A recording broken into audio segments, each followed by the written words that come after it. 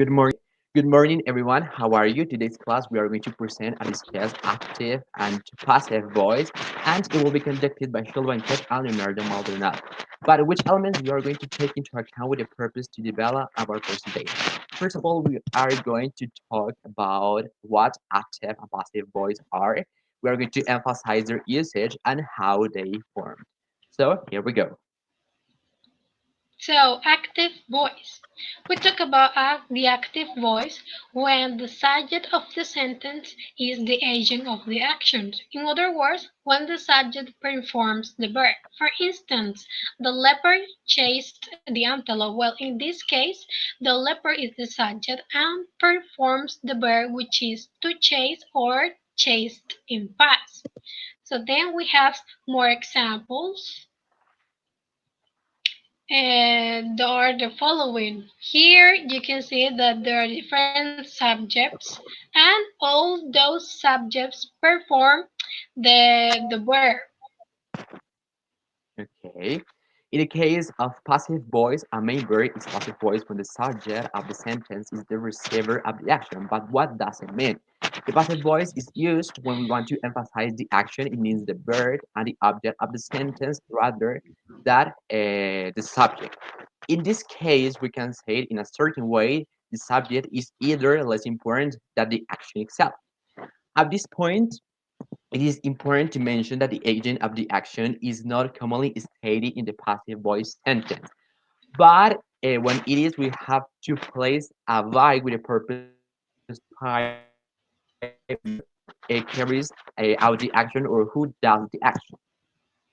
Yeah, guys, we have to take into account that there are certain verbs which are not used in the passive voice, and they are called intransitive verbs since they express repetitive actions and they do not have like a direct object receiving that action, such as come, go, happen, live, sleep, occur, exist, die, and so on.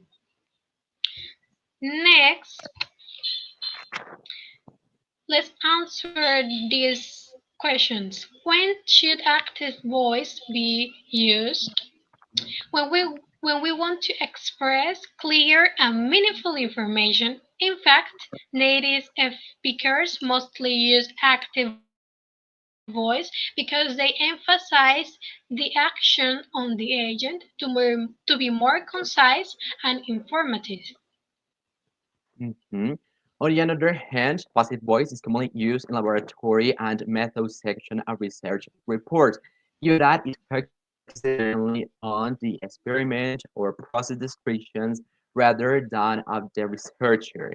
And we can see a true example, one in passive voice and the another one in active voice.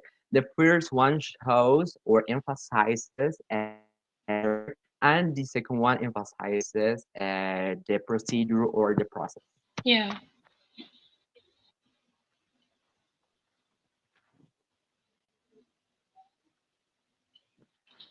Next, passes with infinitives, future forms, and modals. Well, here the structure is going to be the following, with modals such as should, must, could, may, might, and with infinitive forms, the passive is formed with be plus past participle or have been plus past participle. With future forms, we use be plus past participle or being plus past participle.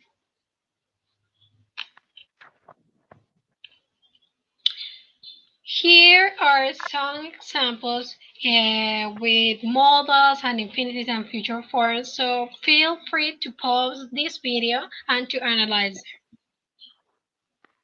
Yes, at a time we also present a chart that really emphasize at the tense, the auxiliary plus the past participle, but specifically some examples that highlight or underline the use of auxiliaries, verb to be, and past participles. So you can check. Yeah.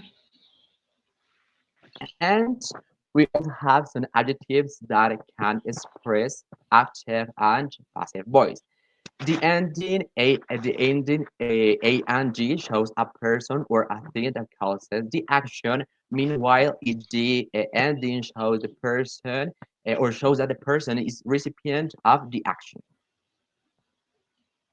Well, that's it, guys. Now go ahead and click on the links that are below in the description box for you to practice active and passive voice. And be ready for the quiz. So thank you for your attention, guys.